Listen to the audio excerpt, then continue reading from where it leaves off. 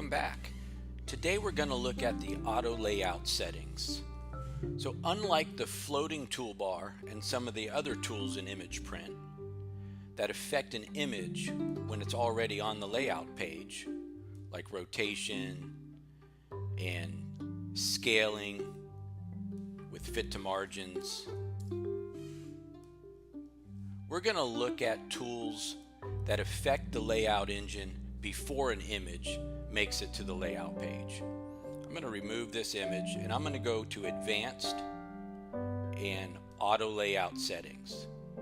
The Auto Layout Settings tools, they control the layout engine. So we can set this up to create an automatic layout with just about any circumstance we want. Let me show you really quickly how that works. Let's say I want to take some images and I want them all to be 5x7s, for example. I'm going to set a photo size. Now I could have came in and I could have typed in a custom size if I wanted to as well. Now I can specify the gutter, which is the distance between each image. Right now it's set at a default of 1/4 of an inch, but let's just say I don't want any space between images. So I'm going to take that down to 0 for both left, right, top, and bottom. The page origin point says where on the page am I going to begin to start laying out images. Now because images are not all the same aspect ratio, right? I'm not going to have images that are, let's say, a perfect 5x7. So I want to set my controls to crop and zoom. Now that's automatically selected when we use one of the pre-programmed photo sizes. Autoflow simply states we're going to create pages as we need them.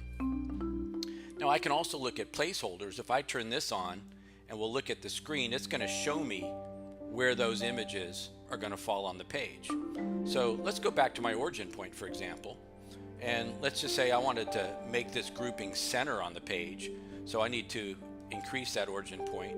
So I'm going to go ahead and move that over in the X position, and then I'm going to move it down in the Y until it looks roughly centered there. And now when I bring an image in, for example, I'll go ahead and drop just one image in, and the software is going to rotate it, scale it to a 5x7, and place it there. Now the placeholders don't actually get printed. It's just a visual reference. I can turn those off at any time. So what I'm going to do now is I'm going to select a grouping of images, and we'll actually just take a look at how this all works. So I got a bunch of images here. Select a few more. And I'm going to go ahead and just drop those onto the page. And we can see how the layout engine automatically is going to scale those and place them on the page. Now these images are still live on the page, so I can go in and I can move them if I want to. I can also come in if I don't like a specific crop. Smart crop is still active, so I can come in and I can change that crop. One of the neat things is because the layout engine is smart, because we've told it I want a 5x7, even when I go into smart crop and I adjust that crop and zoom factor, it knows to keep my image a 5x7. So as you can see, that's still a 5x7. Let's look at some of the other ways we can set the auto layout settings. Right now we're set to a 5x7, but let's just say I want to do a custom size. I have a 24x36 page here, and I want to do some 20x30s. Again, we need crop and zoom. We're going to auto flow, but this time I want to center automatically so that I have a single image per page. It's scaled, centered, and then we move on to the next page. Now I need to reset my origin point, otherwise my images won't actually be centered. The easiest way to do that is over here there's a little symbol next to origin point. If you just select that, it's going to reset the origin point proper for each page situation you're in for your printer, whether you're borderless, non-borderless. That way you don't have to worry about what that origin point is. The system will automatically set it to the correct point. I'm going to go ahead and bring an image in, and we can see it was rotated and scaled to 20x30. and crop and zoomed, and again I can come in and see how the system automatically cropped and zoomed, and I can change that if I want using Smart Crop. If I drop another image in, again we have a single image per page because we're centered automatically. It's going to autoflow is going to create the next page, and so forth and so on.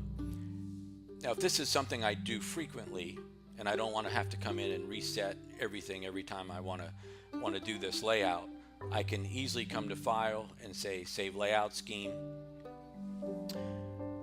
give it a name. I've named this 20 by 30 Auto Rotate, save it. It gets saved into a location. This one's already there. I'm going to say overwrite it. And in order to select these, I go to Layout Style, and they're going to appear right next to your layout mode. So I can come in and select this anytime I want. And I'll be back to all those settings that I had pre-programmed in. I'm going to go back to just our normal mode, and I'm going to clear the page, go back to a single page, and let's look at some of these other controls. Fit Oversized Image. What does this mean? If an image is too big for the page, it will automatically fit it to the page so that it doesn't leave it hanging off of the page. In an automated workflow, if we were to drop an image in, we weren't sure of the size, and it was too large for a page. If we didn't have that selected, then it could allow part of that image to hang over the page and not print, or print onto an additional page if it was split between pages.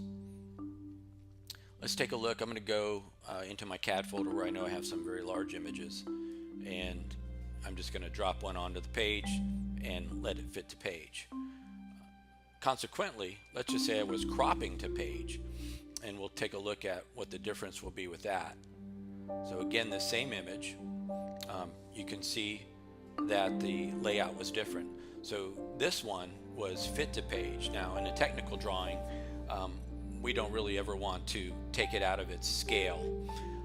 So we have features specifically for technical drawings, and that feature is crop to page. So in here, what we said is let's leave it the scale it was created in, but only show me the portion that can fit on the page. And now with Smart Crop, I can come in and move that window around to get to the portion that I need. Otherwise, I would need a bigger page, but if my printer isn't big enough for this document, I need to keep it to scale. I can only choose to print what will fit. With crop to page, we can also tell it to crop only from the left or only from the right of the image. Oftentimes, we're dealing with a document that almost fits on the page, right? But in technical drawings, we have some white space around the image, and we can tell the engine where to remove that white space. Sometimes we want to remove it from the left only or the right only, and oftentimes we want to just equally remove it from left and right, and we can tell it to do that. And so those are some of the features that you can do with the auto layout window. Great control over just about any automated workflow you want. Name it and access it, and allow image print to really get through a lot of images in a very short period of time.